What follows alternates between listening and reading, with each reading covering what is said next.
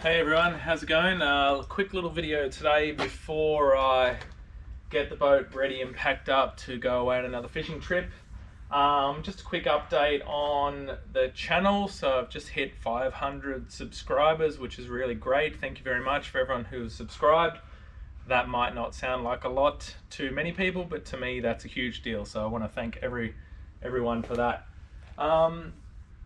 So today I just wanted to talk to you about my Suzuki 200 4-stroke. I get a lot of questions about it. A lot of people asking me what sort of outboard should I buy and why did you buy the Suzuki and things like that. And so I thought I'll just cover that in just a little bit of detail.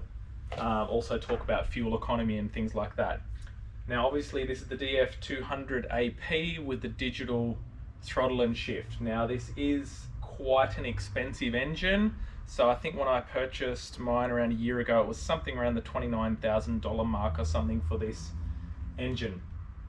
Now, definitely one of the 4-stroke obviously, so there was out of the question to look at the 2-strokes, been there and done that many times over. Bar crushers generally are packaged up with Suzukis, okay, not that that's the end of the world. When I was looking, definitely Suzuki was at the top of the list. I considered Yamaha's, love Yamaha 4-strokes, and I also considered the new MERCURY 4-strokes. Now the new Merc V6 200s are quite a bit cheaper than these things. They were $3,000 or $4,000 cheaper, and I genuinely considered them. Now the reason that I went specifically with the Suzuki, so when I set this boat up, I spoke to Blake's Marine and I said this boat is basically, it's all about offshore fishing, and I need a lot of torque and I need a lot of mid-range, okay? So I personally couldn't give two stuffs about top end speed on boats. I really couldn't care. What I do care about though is I regularly have a lot of people on board this boat, 5 or 6 people, have a bunch of gear, all the right liquids with the right ratios, you know, 270 litres of fuel, 27 litres of beer, 2.7 litres of water, which is the correct ratio for the fluids. So I have a lot of weight on the boat. I go out in just about any conditions, big swell, stuff like that. And when I put the accelerator down, I said, I just want it to move. I just want it to go. I don't want it to build up. Now, that is a big part of the reason why I actually chose the Suzuki, because this Suzuki's got a unique feature. You guys are probably aware, but they're the only outboard that I know of, the Suzukis, that actually have an offset power head. So the power head is actually located further forward in the engine than a normal outboard. Okay, so that does a few things. So normally your outboard, your power head's up here and it's basically just driving a shaft directly down in the leg of the engine, and so it's basically a 1-to-1 ratio down to the actual gearbox, and then you have obviously some gears and things in your gearbox.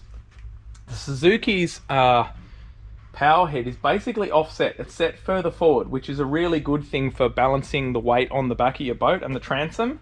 But the main thing I like about it is it's got an additional reduction gear inside here, okay, which gives you an extra gear and actually allows you to spin a bigger propeller. And that's really important. So when you're talking about torque for offshore work, being able to spin a bigger propeller, what that will do is it will actually convert the torque in your engine to actual effectively grip in the water. So spinning a big propeller is a really, really good thing. And this propeller in question here, let me just find what it is. Okay, can you guys see that? So basically 3 times 16 times 20, that propeller, and that propeller was purposely put on by Blake's Marine for me and for my requirements. Now, because of that, this boat does not have much of a top speed. To be honest, this thing flat out revving its guts out will only do like 68, 69, 70 kilometers per hour, but I absolutely do not care. The torque taking off in this thing is outstanding. It blows my mind every time. I've done 90 hours in it now, and The torque is fantastic. Even my last 670C, I had a 175 E-Tech G2, and this shits all over it as far as real world in water torque and performance goes. And it's because of the reduction gear, and it's because of the propeller that the engine is actually able to spin. So yeah, that's basically why I chose this engine. Now, obviously the Merc is a V6, and I think it's got a bit bigger displacement. This is roughly a 2.9 litre 4-cylinder, which is a big displacement for a 4-cylinder. Look, it also comes down to the brand, the trust for the brand and stuff like that. So I know a lot of boaties on the New South Wales South Coast, and look, a lot of them that have set up their boats in kind of no expense spared fashion have gone for Yamahas and Suzukis, to be honest. I also really like the Hondas, but you do need to be a bit careful with the Hondas, because a lot of them are based off car blocks and they're therefore very heavy. But yeah, a lot of operators down my way go with Suzukis and Yamahas just for that. I guess it's that proven performance over many years and that trust factor and whatever.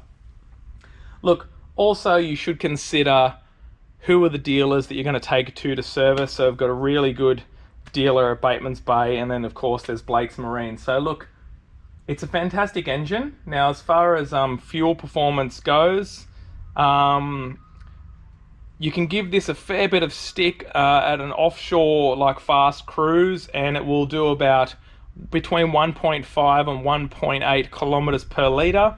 Trolling, that can be 2 to 2.2, 2.3 kilometers per litre. So for what it is, pushing a reasonably heavy boat, I think those fuel consumption figures are really good. And you know, often I go out, I'll head out flat out to the shelf, 30, 40 kilometers out.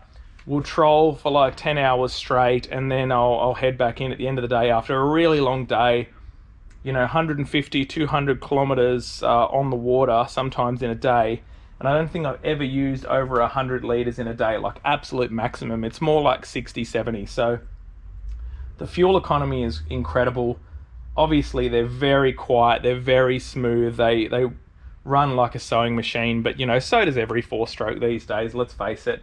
But yeah, look, it's just sort of the quality and the reduction gear and the offset power head were two factors to me. They were 2 points of difference and 2 reasons why I sort of chose this engine over other engines. And look, here we are a year on, and I was thinking about this earlier today. If I was buying a new boat today, if I was buying this exact boat today with a 200 horsepower engine, I'd probably still buy this. I'd probably still buy the same motor, and I'd probably still pick it over the Yamaha. And it would be a really tough choice, like it was a tough choice the first time around. I'd probably still buy the same engine. But anyway, look guys, I'm not telling you to go buy a Suzuki. I don't represent Suzuki. I don't represent Bar Crusher. I actually don't want you guys to buy anything unless you think it's the right thing for you. But I will just say, based on that, you guys know that I don't represent Bar Crusher or have any affiliations, and I'm not trying to sell any product to anyone. That's actually not what I'm about, and that's not what this channel's about. But having said that, it is pretty cool that I've had now over 10 people reach out to me personally and say, I found your channel, I love your channel, thank you so much for your reviews and the things you talk about, and I actually purchased my boat brand new purely based off your videos. So that to me is a really humbling thing, and not just Bar Crushers, Stabies, Surtees, Bar Crushers, all sorts of things. So I'm not trying to sell boats, but it is humbling that people are watching and listening and trusting the things I say. So anyway, that's really cool, and thank you very much again for subscribing to the channel. Stick around, plenty more videos to come. Got some pretty cool stuff coming fairly soon. I'll be out on the water and having another crack at some kingfish and maybe a late season marlin, and hopefully the tuna show up pretty soon. All right, see you guys.